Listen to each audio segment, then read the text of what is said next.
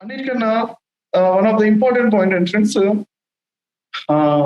ధ్యానము పరాకాష్ఠ స్థితికి తీసుకెళ్తే ఆటోమేటిక్ గా అది జీవితం ఆటోమేటిక్ గా ఫ్లోలో వెళ్ళిపోతుంది. ఎనర్జీ లెవెల్కి వెళ్ళేంత వరకే మీరు చేయాలి. వెళ్ళిన తర్వాత అది ఆటం సహజం అయిపోతుంది.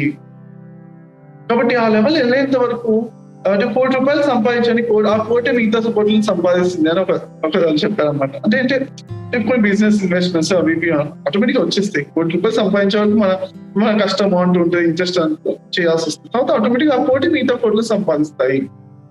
కాబట్టి ఫ్రెండ్స్ ఏం చేయాలంటే మీరు ఇంకా ధ్యానాన్ని ఒక లెవెల్ కి తీసుకెళ్ళాలి. తీసుకెళ్ళిన సహజంగా అక్కడి నుంచి ఫ్లోలో వెళ్ళిపోతుంది. ఆ లెవెల్ కి తీసుకెళ్ళడానికి పరాకాష్ఠ స్థితికి వెళ్ళాలి. ధ్యానము ఎక్కడైనా ఎలా స్టార్ట్ అవుతుంది? ఒక చిన్న ఏ మధ్య మహానది అయినా చిన్నగా స్టార్ట్ అవుతుంది. గోదావరి గోముఖం దగ్గర, గోదావరి మరి అలానే మరి గంగోత్రి దగ్గర గంగా చిన్నగానే ఉంటాయి.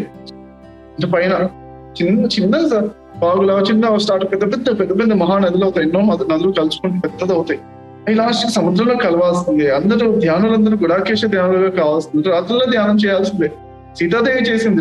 సీతారామ బుక్లో క్లియర్ గా చెప్పారు. మరి రావణుని జయించింది అని చెప్పారు. రాత్రుల్లో ధ్యానం చేయడం సక్సెస్ ఫార్ములా.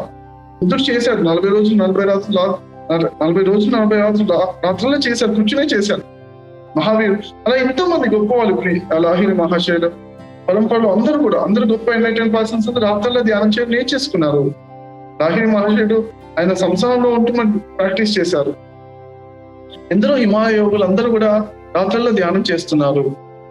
అయితే రాత్రుల్లో కూడా నిద్ర ధ్యానంగా కన్వర్ట్ చేసుకుని శ్రీకృష్ణుల వారు యోగులు సరిగ్గా సమయాన్ని ఉపయోగించుకుంటారు, రాత్రుల్లో ధ్యాన స్థితిలో ఉంటారని క్లియర్ గా చెప్పారు. అలా ఉండడం అనేది నేను నేర్పిస్తున్నాను.